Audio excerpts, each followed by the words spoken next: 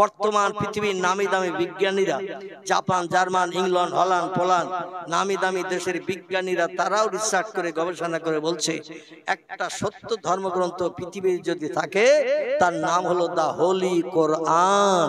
সেটা হলো পবিত্র কোরআন শরীফ।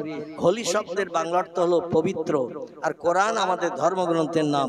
কোরআন শব্দটা আরবি ভাষা, এর বাংলা অর্থ হলো কারা কিয়াকরাউ কোরআনান শব্দের অর্থ হলো তেলাওয়াত করো, পড়ো।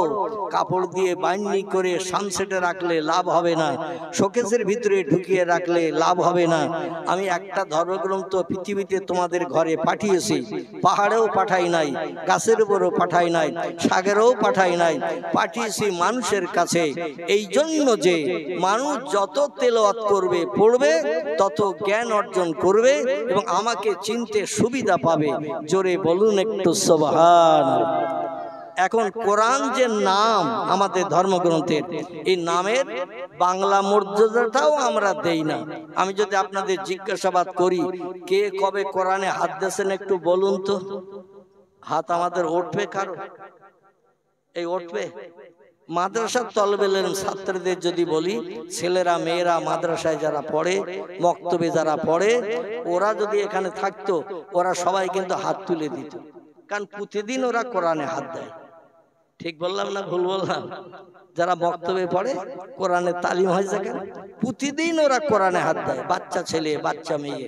কিন্তু আমরা যারা একটু বয়স্ক হয়ে গেছি, কবে হাত দিছি খোদাই খবর রাখে, আর কবে কোরআনের উপরের কভারের দিকে একটু নজর করে তাকিয়েছি সেটাও আল্লাহ খবর রাখে। আমরা সঠিক তথ্য দিতে পারবো না। ঠিক বললাম না ভুল বললাম? আমার ভাইরা, সেই কোরআনে আল্লাহ পাক বলছেন লাকাদ খালাকনাল ইনসানা ফি আহসানি তাকবীর। যত সৃষ্টি আমি পৃথিবীর সৌন্দর্য শ্রীবৃদ্ধির জন্য বানিয়েছি, সমস্ত সৃষ্টির ভিতরে সেরা করে বানিয়েছি কাদামাটি দিয়ে বানানো একটি জাতি। এদের নাম হলো আরবিতে ইনসান, ইংরেজিতে বলা হয় ম্যান, বাংলায় এর নাম হলো মানুষ। মানুষ মানুষ আল্লাহ বলছেন যত সৃষ্টি পৃথিবীতে চোখে দেখতে পাও, যত সৃষ্টি চোখে দেখতে পাও না। আচ্ছা, সব কি আমরা চোখে দেখতে পাই? পাই? আল্লাহ যা সৃষ্টি বানিয়েছেন সব চোখে দেখা যায়? আমার ভাইরা, পৃথিবীতে বড় জঙ্গল আছে, নাম তার আমাজন জঙ্গল। এই আমাজন জঙ্গলের ভিতরে আফ্রিকা মহাদেশ, হাজার হাজার একর বিঘে জমি মিলে একটা জঙ্গল।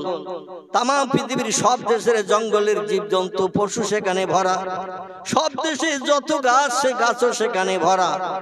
হাজার হাজার একর বিঘে জমি এই আমাজনের জঙ্গল। একটা নাম আপনারা কম বেশি শুনেছেন। কত জীবজন্তু সেখানে বাস করে মানুষের এখনো তথ্য দিতে পারেনি। মাঝে মধ্যে কিছু জীবজন্তু দেখে, ফটোগ্রাফ করে টেলিভিশনে পর্দায় দেখায়। পৃথিবীতে 7টি সাগর আছে, বাচ্চা বেলায় পড়েছেন, 7 সমুদ্র পড়েছেন না? আচ্ছা, আমি যদি বলি সাগর কে কে দেখেছেন একটা হাত তোলেন। সবার কি হাত উঠবে? উঠবে? নামে পড়েছেন, ধারাপথে পড়েছেন 7 সমুদ্র, এইটা পড়েছেন সমুদ্র আছে 7টি। কিন্তু আমরা অনেকে সাগরের ধারে এখনো যেতে পারি নাই, দেখতে পারি নাই। তো আমাদের এই পশ্চিমবাংলার শেষ প্রান্ত দীঘা বলে একটি জায়গা আছে। আবার আপনি দক্ষিণ 24 পরগনা কাকদ্বীপ হয়ে যাবেন, 8 নম্বর কচুবেড়িয়া পেরিয়ে যে ওপারে যাবেন কপিল মুনির আশ্রম, ওখানে গেলে সাগর দেখার সুযোগ পাবেন। যে সাগরের নাম হলো বঙ্গোপসাগর, ভারত মহাসাগর, আটলান্টিক মহাসাগর, প্রশান্ত মহাসাগর, ভূমধ্য সাগর, লোহিত সাগর আছে না? এই রকম সাগর আল্লাহ বানিয়ে রেখেছেন। পৃথিবীর 4 ভাগের 3 ভাগ পানি, 1 ভাগ মাটি। আমার মনে মনে ধারণা হয় আগামীতে নাতি নাতকুর যারা লেখাপড়া করছে এরা আরো ভালো যন্ত্র ভবিষ্যতে বানাবে না। প্রথম মোবাইল মেশিন যখন বেরিয়েছিল আমার পকেটে আছে মেশিন, এই রকম ধরনের মেশিন। এখন সব এই রকম লম্বা লম্বা মেশিন বেরিয়েছে না বেরোয়নি? আচ্ছা, এই মেশিনে কি ফটো টটো দেখা যায়? একটু কথা বলতে হবে। এতে ফটো দেখা যায়, দূর দূরান্ত থেকে কেউ যদি থাকে তার সঙ্গে বাস্তব চেহারা দেখে গল্প করা যাবে যাবে। কিন্তু এখন এই যে টাচ মোবাইল বেরিয়েছে, টাচ আঙুল লাগালি সঙ্গে সঙ্গে অ্যাকশন, বোঝা যাচ্ছে? এই যদি আপনি সামনে ধরেন দিল্লি, বোম্বাই, কানপুর, লখনৌ, ভারতবর্ষের বিভিন্ন অঙ্গরাজ্য কিংবা Japan, German, England, Holland, Poland, Italy, Brazil, এরকম যে কোনো দেশে, সৌদি আরব, আরব আমিরশাহী, শাম, সিরিয়া, মরক্কো, ইয়ামান, বিভিন্ন দেশে যদি আপনজন থাকে, আপনি কোড নম্বর দিয়ে, এক একটা দেশের এক একটা কোড নম্বর আছে। আমাদের দেশের কোড নম্বর 0091, কি নাম বললাম? আমাদের দেশের কোড নম্বর 0091। যেখানেই থাকেন না কেন ওখান থেকে নাম্বারের আগে এই 0091 দিয়ে এইবার নাম্বারটা পুশ করবেন। আপনার কাছে, আপনি এই পশ্চিম বাংলায় থাকেন আর ভারতের যে কোনো রাজ্যে থাকেন, আপনার কাছে ফোন যাবে না? যাবে না। আমাদের পাশে আছে এই পূর্ব দিকে বাংলাদেশ আছে না, ওদের দেশে কথা বলতে গেলে এই 0091 আগে দিয়ে ফোন নম্বর দিলে যাবে? তো কথা বলেন, যাবে না। বাংলাদেশের কোড নম্বর 0088, কোড নম্বর 0088 দিয়ে তারপরে ফোন নম্বর দিতে হবে, দিলে সেখানে ফোনটা যাবে। এখন ঘটনা আমি যেটা বলতে চাচ্ছি সেটা হলো এই, প্রযুক্তি যুগের বিজ্ঞানীরা প্রথম বানিয়েছিল এইরকম মোবাইল। এখন টাচ মোবাইল বেরিয়েছে, টেলিভিশন এখন অকেজো হয়ে গেছে। টেলিভিশন দেখতে গেলে ঘরে ঢুকতে হতো, তারপরে সামনে বসতে হতো। এখন আর টেলিভিশন ঘরে আর চালানোর সময় পাচ্ছে না, পকেটেই টেলিভিশন ভরা। ঠিক বললাম না ভুল বললাম? পকেট থেকে বার করে নিয়ে আপনি খুলবেন মোবাইল, সঙ্গে সঙ্গে দেখবেন আপনার মনের শখ মেটানো ফটোগুলো বেরিয়ে আসবে। আমি বাইরের কথা বলবো না, আমাদের বসিরহাটও কয়েকটা সিনেমা হল অকেজো হয়ে গেছে। ঠিক বললাম না ভুল বললাম? খবর অনেকে রাখেন, অনেকে রাখেন না। এই হাসনাবাদ রুটে ময়লা খোলার ওখানে একটা সিনেমা হল ছিল, নাম ছিল তার কি, খোদার কসম আমি একদিনও ঢুকিনি, তবে নামটা আমি আগে বললে বলেন হুজুর তালি গেল বোধহয়, এই জন্য আপনাদের কাছে নামটা জিজ্ঞাসা করলাম। খোদার কসম এই স্টেজে বসে বলছে আমি একদিনও ঢুকিনি। এই সিনেমা হলটির নাম কি একটু বলেন? দেখেছ তো? বাচ্চার খবর দেখেছেন? আহারে, আপনারা তো কথা বলবেন না, এতে কাবে নিয়ত করেছেন, কিন্তু বাচ্চা বলে দিচ্ছে দেবজানি। আচ্ছা, ওটা আছে এখন? আছে?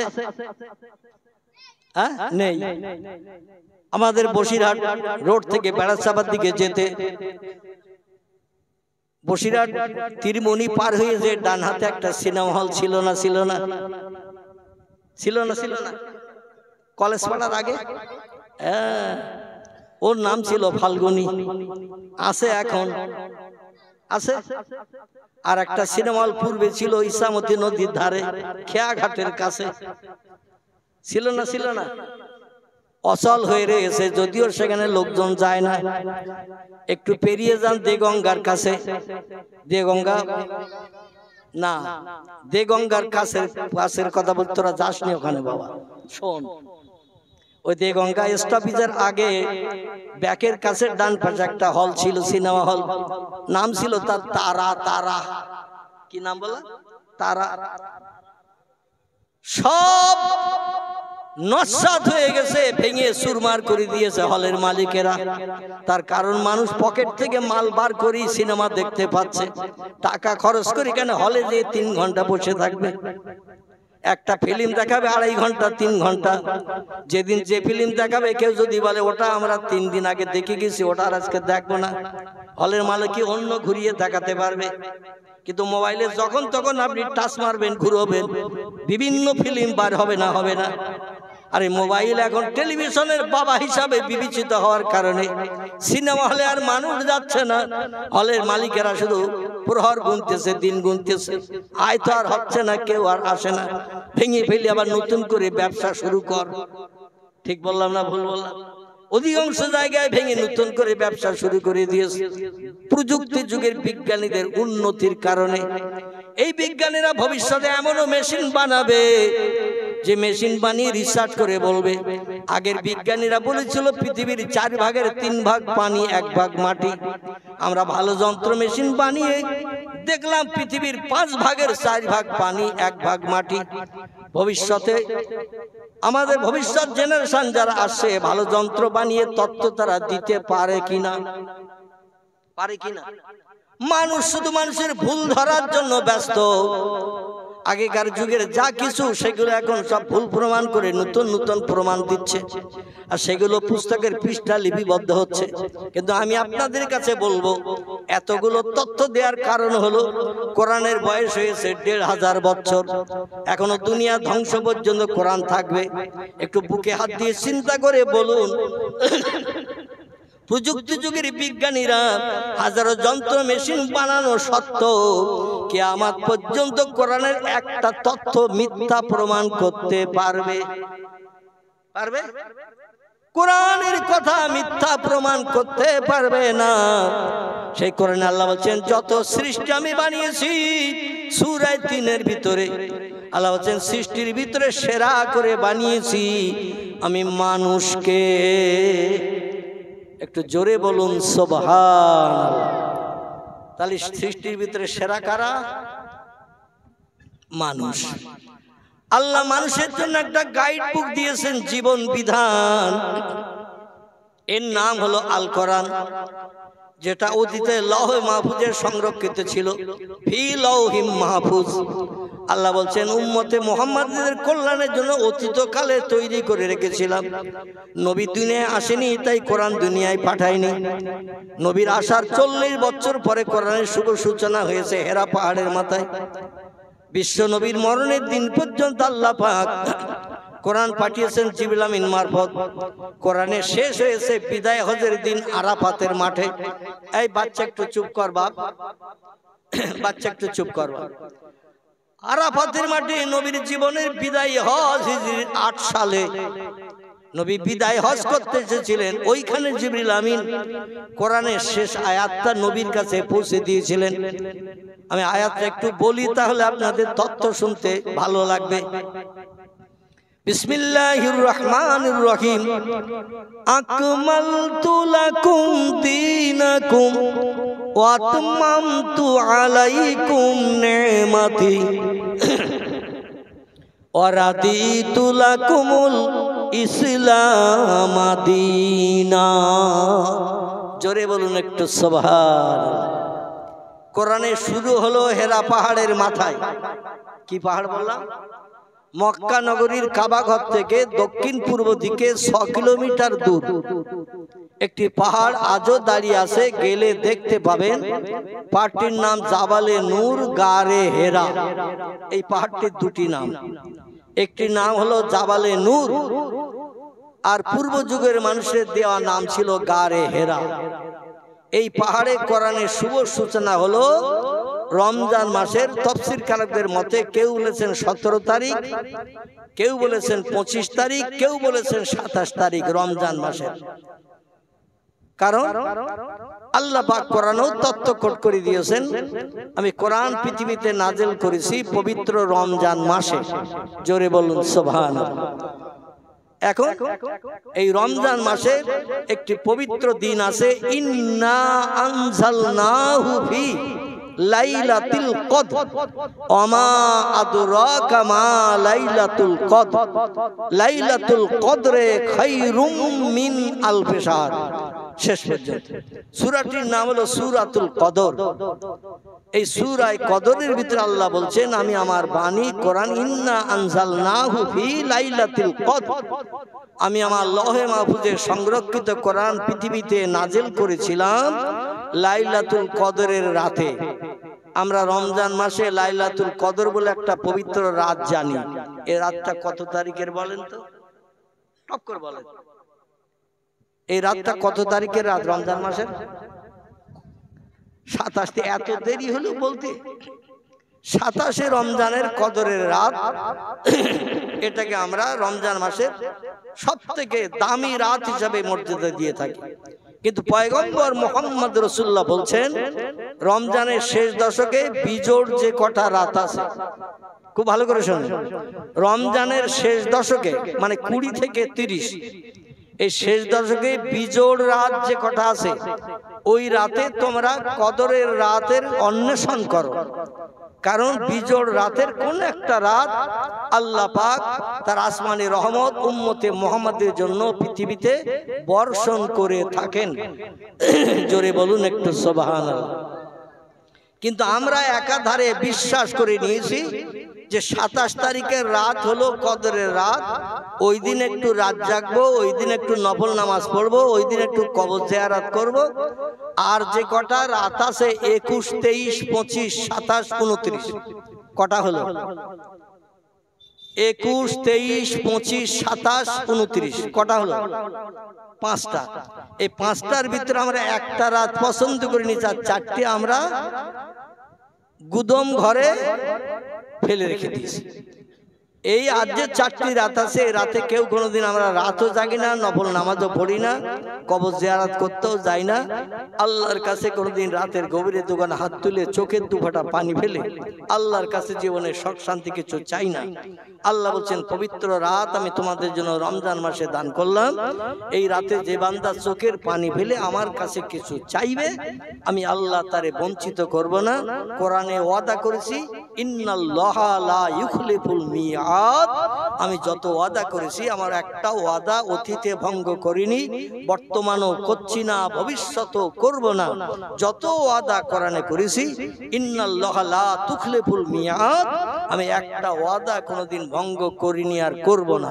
জোরে বলুন একটু সুবহানাল্লাহ। তবে 27 তারিখের রাত জেগে ইবাদত করবেন, হাত তুলে দোয়া করবেন, আমি আপত্তি করছি না।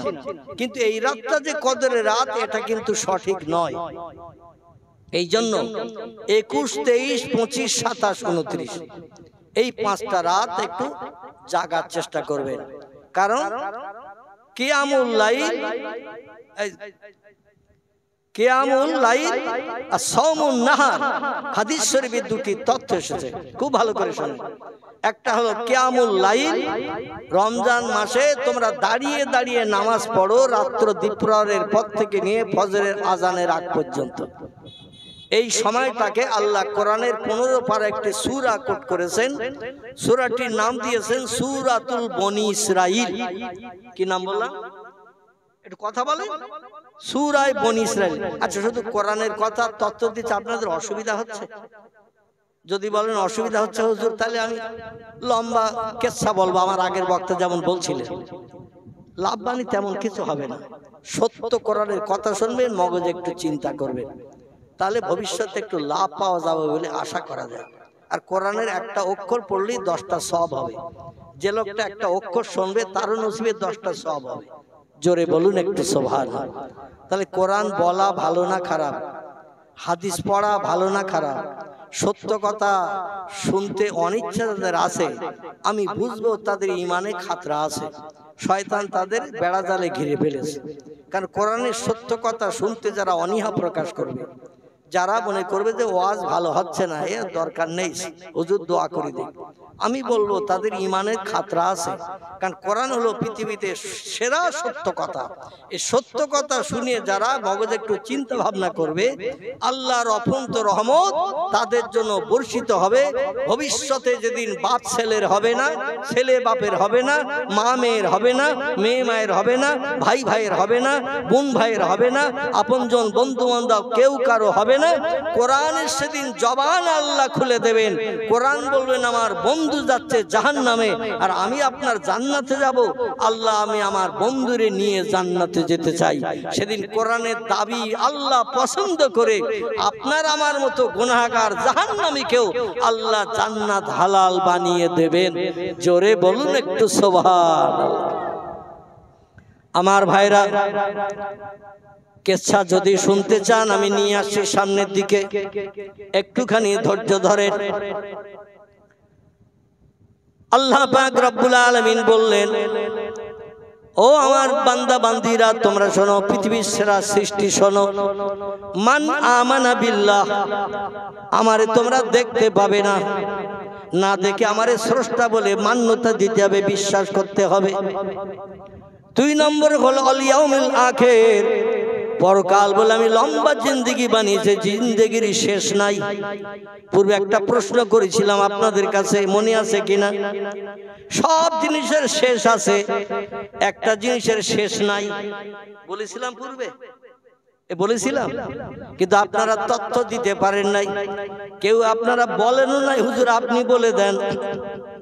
সব জিনিসের শেষ আছে, একটা জিনিসের শেষ নাই, সেটি হলো মরণের পরে আল্লাহ হাসরের মাঠে হিসাব নিকাশ করে যে যেখানকার অধিবাসী হবে, দুটি দল হবে। একটি দল হবে জান্নাতি, একটি দল হবে জাহান্নামী। যারা আল্লাহর কোরআনের মান্যতা দেয়নি, কোরআন মোতাবেক চলেনি, মুয়াজ্জিন আযানে কান দেয়নি, রমজানের রোজা রাখেনি, সুদের ব্যবসা করেছে, মদ খেয়েছে, নারীর ইজ্জত লুণ্ঠন করেছে, গরিব এতিমের হক ফাঁকি দিয়ে খেয়েছে, কোরআন যেগুলো নিষেধ করেছে এগুলো সে বাস্তব জীবনের উদ্যান করে চলেছে, এদের জন্য ঠিকানা হবে জাহান্নাম।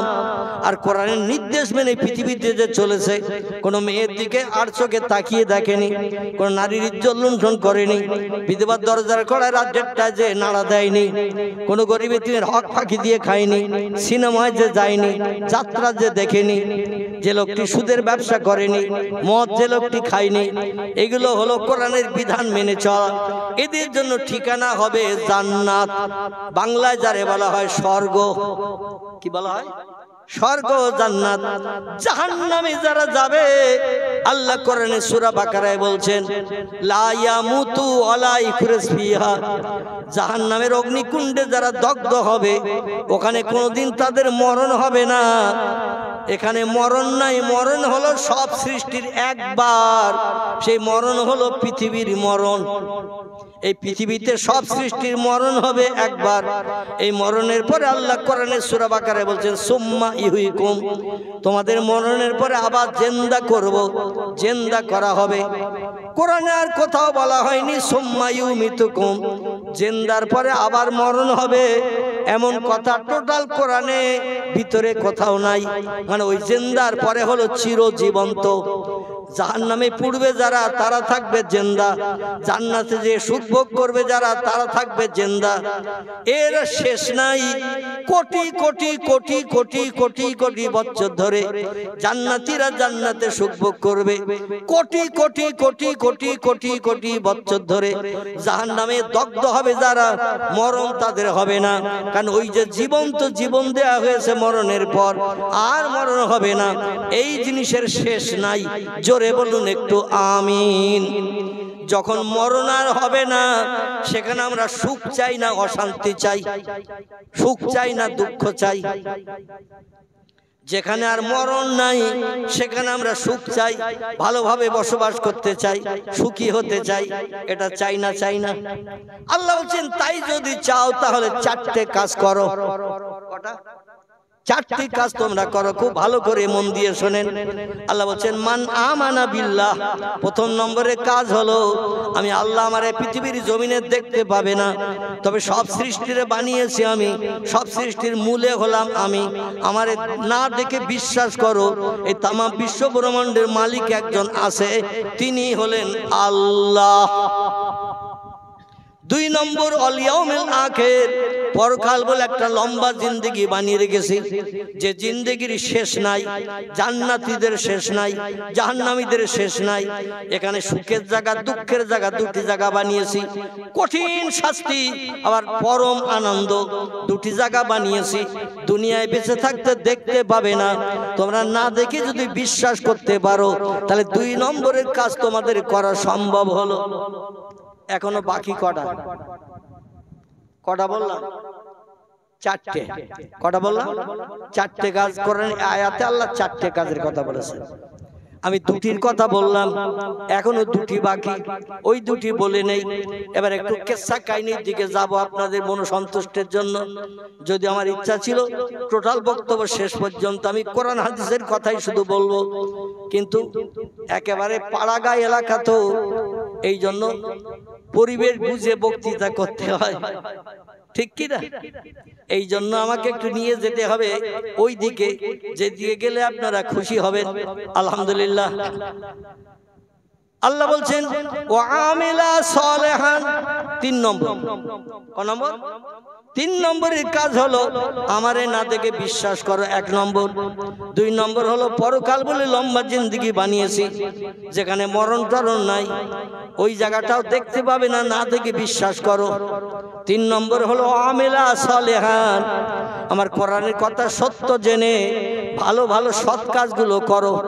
মর্জে আজান দিলে নামাজ পড়ো, মিথ্যা কথা বলো না, চুরি ডাকাতি করো না, ছিনতাই গুন্ডামি করো না, মানুষের প্রাণ নাশ করো না, মানুষ মার্ডার করো না, বিধবার দরজার কর্নার দিয়ে চরিত্র নষ্ট করো না, কোন ছোট ছোট বাচ্চাদের বাপ মা হারা এতিম বানিও না, মদ খেও না, সুদের ব্যবসা করো না, সিনেমা যাত্রায় যেও না, এই সমস্ত খারাপ কাজগুলো করো না, বরং ভালো ভালো কাজগুলো করো। আমলে সালেহা, ভালো ভালো কাজগুলো করো। আর একটা কাজ বাকি আছে, সেটা এবার বলবো, হয়ে গেছে 3টি। 4 নম্বরের কাজ হলো আল্লাহ বলছেন এই পৃথিবীর মানুষ তোমরা শোনো, মান আমানা বিল্লাহ ওয়াল ইয়াউমিল আখির ওয়া আমিলা সালেহান, তোমরা যদি ভালো সৎ কাজ করতে পারো, 4 নম্বরে তোমাদের জন্য আমি একটা প্রতিদান রেখে দিয়েছি, ফালাহুম আজরুহুম ইনদা রাব্বিহিম, তোমাদের পরওয়ারদিগার আলাম আল্লাহর তরফ থেকে আমি আল্লাহ তোমাদের জন্য একটা পুরস্কার, তোহবা, গিফট, অনুদান রেখে দিয়েছি। তোমাদের জন্য একটা তোহবা, গিফট, পুরস্কার রেখে দিয়েছি।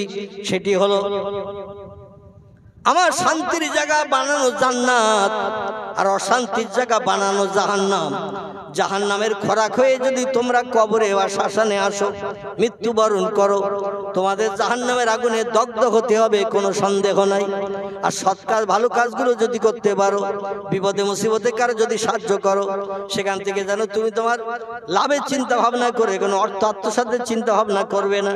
মানুষ এখন বিপদে পড়লে আরো মানুষ চেপে ধরে, ঠিক বললাম না ভুল বললাম? বিপদে বলে চেপে ধরে, যদি আরো কিছু ওর কাছে এখন বার করে নেওয়া যায়, নাউজুবিল্লাহ। আল্লাহ বলছেন ফালাহুম আজরুহুম ইনদা রাব্বিহিম, আমার তরফ থেকে তোমাদের পুরস্কারে বিবেচিত করা হবে। ফালা খাউফুন আলাইহিম, তোমাদের কোনো ভয় পেতে হবে না। ওয়ালা হুম ইয়াহজানুন, রাতের আঁধারে ঘুম কামাই করে চিন্তা করতে হবে না। অবশ্যই আমার কোরআন সত্য আর সত্য তত্ত্ব দিলাম, শুধু মরণটা বাকি। মরণ হয়ে যাওয়ার পরে কবরে গেলে তোমরা আমার জান্নাতের শান্তি, সুখ, জান্নাতের নেয়ামত তোমরা উপভোগ করতে থাকবে। ইজা তাকুমুস সাআত, যতদিন পর্যন্ত কিয়ামত সংঘটিত না হবে। কিয়ামত বলতে সেটা কি বোঝায়? পশ্চিম দিকে ভোরবেলা যখন ডগমগ করে সূর্য উদয় না হবে, ততদিন পর্যন্ত তোমরা কবরের ভিতরে স্বস্তিতে শান্তিতে বসবাস করতে পারবে। আমার জান্নাতের নেয়ামতগুলো আমার ফেরেশতাদের মাধ্যম দিয়ে তোমাদের কবরে দৈনন্দিন পরিবেশন করা হবে। আর একটু জোরে বলুন নারায়ে তাকবীর। আমরা আল্লাহরে বিশ্বাস করি, আবার মাঝে মাঝে বলি সেই তো আল্লাহর বাপকে আছে, আমার বাপ ছিল তাই আমি হয়েছি, মা ছিল তাই মার পেটে আমি হয়েছি। এই মগজে চিন্তা হয় না? হয় না? আমরা বংশ জেনারেশন পরস্পর এই পৃথিবীতে হয়েছে, আল্লাহর বাপকে, আল্লাহর মাকে, আল্লাহ ছেলে কটা, মেয়ে কটা, আল্লাহর দাদার নাম কি, দাদির নাম কি, এসব চিন্তা মগজে আসে না? আসে না? কথা বলেন একটু। যারা চিন্তাবিদ মানুষ তারা মগজে সব কথাগুলো নিয়ে আসে। যে কোনো সূত্র না পেলে তো কিছু বানানো যায় না। বিজ্ঞানীদের তথ্য, কিছু জিনিস বানাতে গেলে সূত্র লাগে, সেই সূত্র নিয়ে রিসার্চ করে নিত্য নতুন জিনিস বানায়। তো আল্লাহ কিভাবে হইল, এই সূত্র তো একটা লাগবে। এই রকম চিন্তা ভাবনা যাদের মগজে আসে, তারা একদিন চিন্তা করতে করতে নাস্তিক হিসাবে বিবেচিত হয়ে যায়। নাস্তিক তাদের বলা হয় যারা স্রষ্টা মানে না, ধর্ম মানে না, এদের বলা হয় নাস্তিক। আস্তিক তাদের বলে যারা আল্লাহরে না দেখে বিশ্বাস করে, আসমান জমিন দেখে বিশ্বাস করে। কুল সিরু ফিল আরদ, তোমরা আমারে যদি জানতে চাও, চিনতে চাও, ঘরের রান্নাঘরে বসে থেকো না, ঘরের ভিতরে থেকো না, বারান্দা থেকো না, আমার জমিনে একটু বেরিয়ে পড়ো। পৃথিবীর জমিনে বেরিয়ে পড়ে আমার বানানো নিদর্শনগুলো একটু দেখো, দেখলেই বুঝতে পারবে এই সব জিনিসের মালিক একজন আছে। জোরে বলুন একটু সুবহানাল্লাহ। পৃথিবীতে দুটি দলের মানুষ আল্লাহকে মেনেছেন। আসুন এবার নিয়ে যায় আপনাদের সেদিকে, যাতে শুনতে ভালো লাগে, বুঝতেও সুবিধা হয়। দুটি দলের মানুষ আল্লাহরে না দেখে বিশ্বাস করেছে।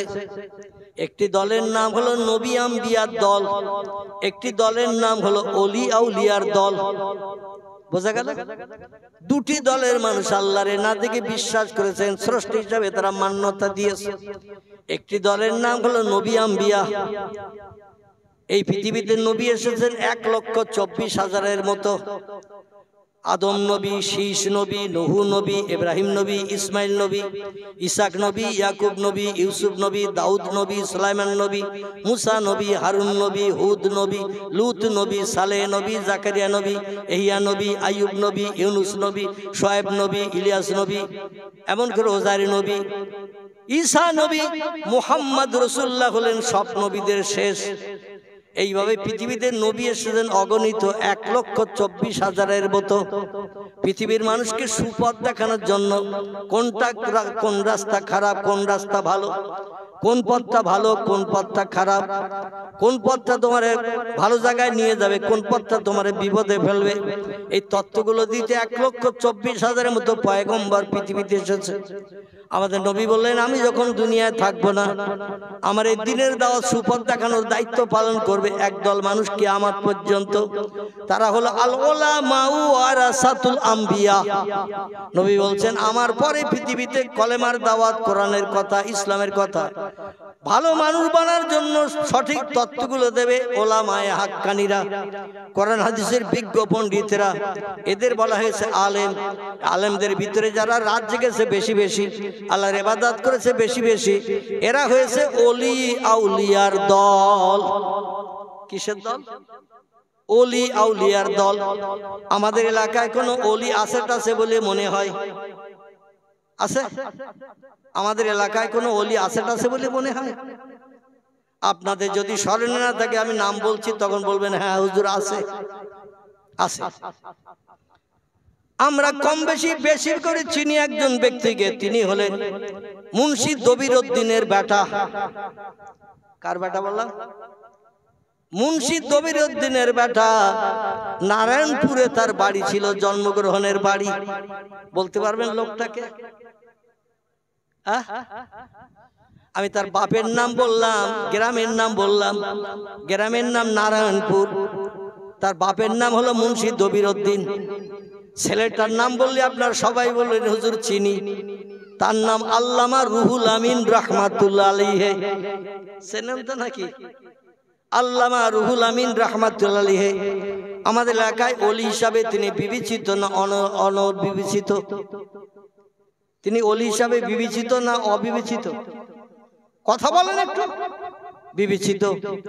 আমাদের বাদামতলা আস্তানে একজন আল্লাহর ওলি কবরস্থ আছেন, নাম তার শাহ আলী বা শাহ ওলি রাহমাতুল্লাহ আলাইহি। পশ্চিমী দেশের মানুষ, যার কবরের পশ্চিম গায়ে বাঘেরও কবর দেয়া রয়েছে। গেছেন কোনোদিন? রজার ভিতরে ঢুকেছেন? বাঘের কবর দেখেছেন? আমার মনে হয় অনেকে এখনো ঢোকেননি ওর ভেতরে। ওনার কবরের পশ্চিম গায়ে বাঘের কবর দেয়া রয়েছে। কেন বলুন তো? উনি যতদিন বসিরহাট এলাকায় দিনের কাজ করেছিলেন, ততদিন উনি বাঘ ওনার পিঠে করে নিয়ে বেরিয়ে মানুষের ঘরের দরজায় নিয়ে গিয়েছিল কলেমার দাওয়াত দিতে। এখন আমরা কি বাঘের পিঠে চেপে কলেমার কথা বলতে যেতে পারবো? কথা বলেন, পারবো? ইনি ছিলেন ওলি। তাহলে ওলি কাদের বলে আর নবী কাদের বলে একটুখানি তত্ত্ব দিয়ে বা নিয়ে যাচ্ছে ওনাদের জীবনীতে। আমার ভাইরা, আমাদের এই বসিরহাট এবং বারাসাত সাব ডিভিশনের ভিতরে মাঝপজিশন হাড়োয়া বলে একটা জায়গা আছে, শুনেছেন তো না? হাড়োয়া নদীর ধারে একজন আল্লাহর ওলি ব্যক্তির কবর আছে, নাম তার শাহ সুফি আব্বাস আলী ওরফে গোরা চাঁদ রহমাতুল্লাহ আলাইহি। নাম শুনেছেন? ইনি ইয়ামান দেশের মানুষ। কোন দেশ বললাম? ইয়ামান দেশের মানুষ। কলেমার দাওয়াত দিতে আমাদের দেশে এসেছিলেন। উনি কবরস্থ হয়ে আছেন এই হাড়োয়া নদীর কিনারায়।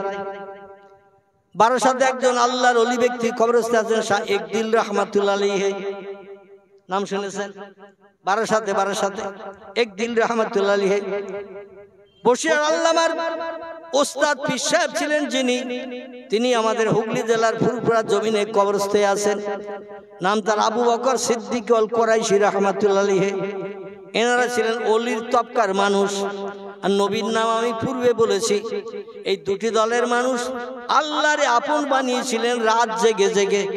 নবীরা যেমন রাত জেগে জেগে আল্লাহরে আপন বানিয়েছেন, আল্লাহ কোরআনের 15 পারে একটি সূরা কোট করেছেন। সূরাটির নাম হলো সূরাতুল বনী ইসরাইল। কি নাম বললাম? সূরা বনী ইসরাইল। এই সূরা বনী ইসরাইল আল্লাহ পাক তত্ত্ব দিচ্ছেন, অমিনাল লাইলে ফাতাহাজ্জাত বিহি নাফিলাতাল লাক আসা আইয়াব আসাকা মাকামা। আল্লাহ পাক বলছেন, ও পৃথিবীর মানুষ তোমরা শোনো, আসা আইয়াব আসাকা রব্বুকা মাকামাম মাহমুদা।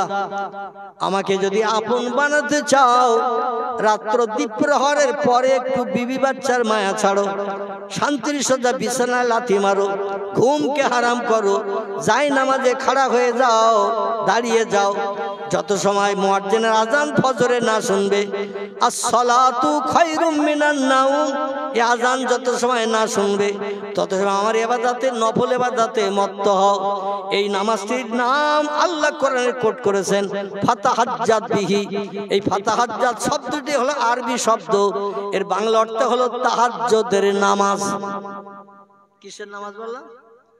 5 ওয়াক্ত তাই হয় না, তারপরে রাত জেগে তাহাজ্জুদ আমরা কেউ পড়ি বলে মনে হয়। আল্লাহ বলেন, আমার আপন যদি হতে চাও, আপন হয়েছে তারা, বিবির মায়া ছেড়েছে রাতে যারা, বিছানায় লাথি মেরেছে যারা, ঘুমকে হারাম করেছে যারা, আমার আপন বানানোর জন্য নামাজে যায় নামাজে দাঁড়িয়ে গেছে যারা, তারা হলো আমার প্রেমিক আল্লাহওয়ালা আপন ব্যক্তি। এদের নাম হলো অলি আউলিয়ার দল। আমি যত অলির নাম আপনাদের কাছে করছি, ইরাকের বাগদাদের জমিনে একজন অলি কবরস্থে আছেন, নাম তার আব্দুল কাদের জিলানী। শুনেছেন নাম? সমস্ত অলিদের সেরা অলি যিনি, বেশি বেশি করে ইবাদত করে সবার থেকে সেরার মর্যাদা পেয়েছেন। আর এরা যখন মর্যাদা পেয়েছেন, আল্লাহ নবী বলছেন, মান কানা লিল্লাহ, যে লোকটি রাত জেগে জেগে বিবি বাচ্চার মায়া ছেড়ে, ঘুমকে হারাম করে, শান্তির সজ্জা বিছানা পরিত্যাগ করে, আল্লাহর রেজামন্দির জন্য সূরা কেরাত পাঠ করে করে, রুকু সাজদা করে করে আল্লাহরে খুশি করবে যারা, আফজাল ইবাদাতে ইবাদাতুস সালাহ। হাদিস শরীফে নবী বলছেন, সবথেকে উত্তম ইবাদতের নাম হলো নামাজ। আর এই নামাজের ভিতরে রাতের নামাজটাই হলো আল্লাহর কাছে সবথেকে বেশি প্রিয়। আর এই নামাজ যারা আদায় করেছে, আল্লাহ বলছেন কান আল্লাহু লাহু, আল্লাহ নবী বলছেন কান আল্লাহু লাহু, আল্লাহ তাদের অতি আপন হয়ে যায়। তাদের কোনো সমস্যায় পড়লে চিন্তা করতে হয় না, ভাবনা করতে হয় না, আমি আল্লাহ তাদের সমস্যার সমাধান করে মুখে হাসি ফুটাই। জোরে বলুন একটু সুবহানাল্লাহ, নারায়ে তাকবীর।